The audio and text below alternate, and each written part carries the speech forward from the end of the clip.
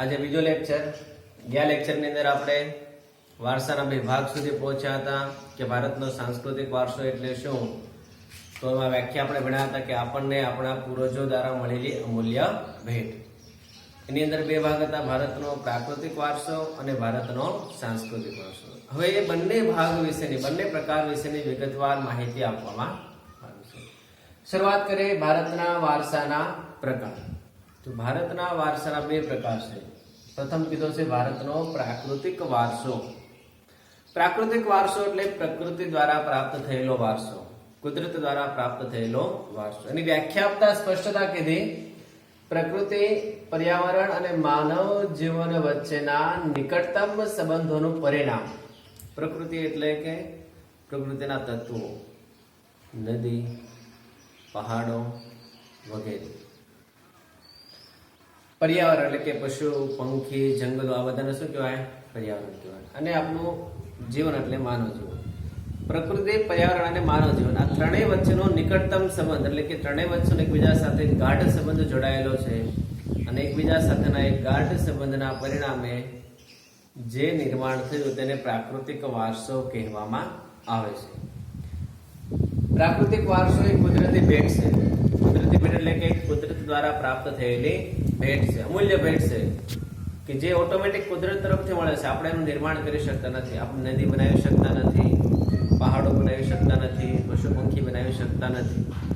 આ બધા તત્વો આપણને કુદરત પાસેથી આપમેળે પ્રાપ્ત થાય છે, એટલા માટે એક કુદરતી ભેટ ગણાય છે. આ પ્રાકૃતિક વારસાની અંદર શેનો સમાવેશ થાય તો કે છે કે ઊંચા પર્વતો, ઊંચાઈ સુધી ફેલાયેલા હોય તેવા પર્વતો, વિશાળ ફળદ્રુપ મેદાન. ઉત્તર ભારતમાં આવેલો મેદાની પ્રદેશ કે જ્યાં વિશાળ ફળદ્રુપતા ધરાવે છે અને ઉત્પાદન પણ સારું લઈ શકાય છે.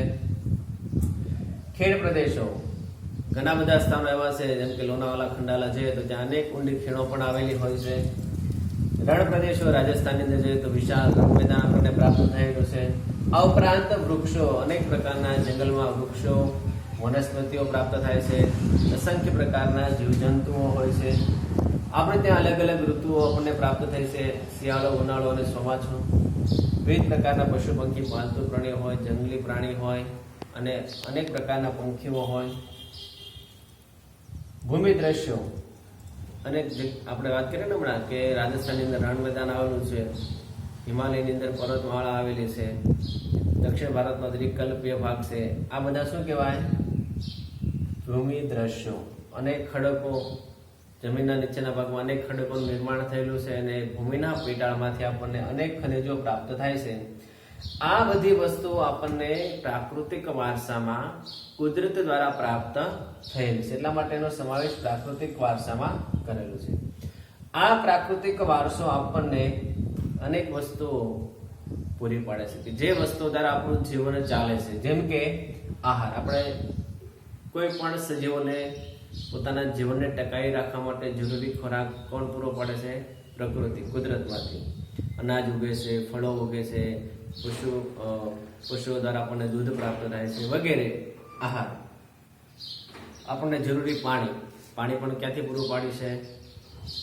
કુદરતી રીતે. કુદરતી રીતે વરસાદ આવશે, નદીઓની અંદર પાણી આવશે, જમીનના નીચેના ભાગમાં પાણીનું પ્રમાણ વધે છે, જેના કારણે આપણને પાણી પૂરું થાય. શુદ્ધ વાયુ તો હોય છે, પણ એ અશુદ્ધ વાયુને શુદ્ધ કરવાનું કામ કોણ કરે છે? પર્યાવરણ. આપણે જાણીએ છીએ ને કે વૃક્ષો કાર્બન ડાયોક્સાઇડ વાયુ ગ્રહણ કરે છે અને ઓક્સિજન વાયુ બહાર પડે છે, એટલે આપણને શુદ્ધ વાયુ પણ આ પ્રકૃતિ પૂરો પાડે છે. નિવાસ સ્થાન એટલે કે રહેવા માટેનું સ્થાન. મકાન બનાવવું હોય તો પથ્થરની જરૂર પડે તો પહાડોમાંથી મળે છે, લાકડાની જરૂર પડે તો વનસ્પતિમાંથી મળે છે, વૃક્ષોમાંથી મળે છે, લોખંડની જરૂર પડે તો ખનિજોમાંથી મળે છે. આપણે રહેવા માટે જરૂરી વ્યવસ્થા વગેરે પ્રકારની જરૂરિયાતો આપણા જીવનને ટકાવી રાખવા માટે જરૂરી હોય એ તમામ પ્રકારની ચીજવસ્તુની વ્યવસ્થા પ્રાકૃતિક વારસા દ્વારા આપણને પ્રાપ્ત થઈ રહી છે. પ્રકૃતિ સાથેનો માનવનો સંબંધ કેવો હોવો જોઈએ? તો એના માટેની પંચતંત્રની વાર્તાઓ આવતી હોય છે, તમે કદાચ ઘણી વખત સાંભળેલી હોય. પંચતંત્રની વાર્તાઓ અને બૌદ્ધ જાતક કથાઓ, આ બે દ્વારા માનવીનો પ્રકૃતિ સાથેનો વ્યવહાર કેવા પ્રકારનો હોવો જોઈએ તેનો ઉલ્લેખ કરવામાં આવે. આપણે ઘણી વખત કવિતાઓની અંદર જોઈએ છે ને કે વૃક્ષો સાથે કવિ વાત કરતા હોય છે, ઘણી વખત પ્રાણીઓ સાથે આ જાતક કથાઓની અંદર વાતો કરવામાં આવતી હોય છે. તો એ પંચતંત્રની વાર્તાઓ અને બૌદ્ધ જાતક કથાઓ એની અંદર પ્રકૃતિ સાથે માનવીનો સંબંધ કેવો હોવો જોઈએ તેનો ઉલ્લેખ કરવામાં આવે છે. બીજું કહે છે કે આપણા ત્યાં ગીતો, વિવિધ પ્રકારના ગીતો ગાઈએ છીએ, તહેવારોની ઉજવણી કરીએ છીએ, કવિતાઓનું નિર્માણ થતું હોય, ચિત્રો દોરવામાં આવતા હોય. દરેક બાબતની અંદર પ્રકૃતિ સાથેનો સીધો સંબંધ હોય. જેમ કે ચોમાસાને અનુલક્ષીને કેટલીક કવિતાઓ હોય, કેટલીક કવિતાઓ શિયાળાને અનુલક્ષીને હોય કે ઠંડીની સિઝનમાં કેવા પ્રકારનું વાતાવરણ હોય. ઘણી વખત આપણે ત્યાં જુદા જુદા લોકગીત છે, એ લોકગીત પણ પ્રકૃતિ ઉપર આધારિત હોય છે.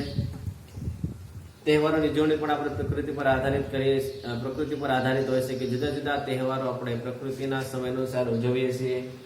આપણે જે ચિત્રો દોરીએ છીએ એ ચિત્રોની અંદર પણ કુદરતનો એક ભાગ હોય છે. જેમ કે પશુ પંખી દોરીએ, નદીઓ દોરીએ, ઝરણાઓ દોરીએ, જંગલો વગેરેનું નિરૂપણ કરીએ છીએ, જે એક પ્રકૃતિના ભાગ તરીકે દર્શાવવામાં આવે છે. બીજું કહી શકે આપણે ત્યાં રોગોનો ઈલાજ કરવા માટે જુદી જુદી પદ્ધતિઓ અપનાવવામાં આવે છે, જેની અંદર નેચરોથેરાપી, આયુર્વેદિક પદ્ધતિ, યુનાની પદ્ધતિ, આ વગેરે ચિકિત્સા પદ્ધતિ એટલે કે સારવાર માટેની પદ્ધતિઓ આપણને પ્રકૃતિ તરફથી પ્રાપ્ત થયેલા જુદા જુદા અવશેષોનો ઉપયોગ કરી અને આપણે આપણી ચિકિત્સા પદ્ધતિનો ઉપયોગ કરીએ છીએ. આ પ્રમાણે ભારતના પ્રાકૃતિક વારસાની માહિતી આપેલી છે. જો પ્રશ્ન 2 માર્ક્સની અંદર પૂછવામાં આવે કે ભારતનો પ્રાકૃતિક વારસો સમજાવો, તો એવા સમયે તમારે આ માહિતી દર્શાવવાની રહેશે. જો પ્રશ્ન મોટો પૂછે 4 માર્ક્સની અંદર, જો કે 4 માર્ક્સનો પ્રશ્ન ન આવે કારણ કે આ ચક્કરમાંથી 3 માર્ક્સનો જ પરીક્ષામાં પૂછાય છે, પણ જો તમને એમ પૂછે કે પ્રાકૃતિક વારસાના જુદા જુદા તત્વો વિશે સમજાવો, તો તેના 4 તત્વો અહીંયા આપણે સમજવાના છે, એના વિશે તમારે સમજાવવાનું રહેશે. પ્રાકૃતિક વારસાનો પહેલો ભાગ એટલે કે પહેલું તત્વ છે ભૂમિ દ્રશ્યો. ભૂમિ દ્રશ્યો એટલે કે જમીનના જુદા જુદા આકારો, ભૂમિ આકારો જેને આપણે કહી શકીએ સાદી ભાષામાં. ભૂમિ આકારો એટલે આપણે ઘણી જગ્યાએ જોઈએ છે કે મેદાની પ્રદેશ આવેલો હોય, રણ પ્રદેશ આવેલો હોય, ઘણી જગ્યાએ ઊંચા પહાડો આવેલા હોય, આ બધાને ભૂમિ દ્રશ્યો કહેવામાં આવે છે. વિવિધ પ્રકારના ભૂમિ આકારો એટલે કે ભૂમિ દ્રશ્યો કે જ્યાં જુદા જુદા પ્રકારના ભૂમિ આકારો આવેલા હોય છે. જે ભૂમિ આકારો આપણને અહીંયા ભૂમિ દ્રશ્યો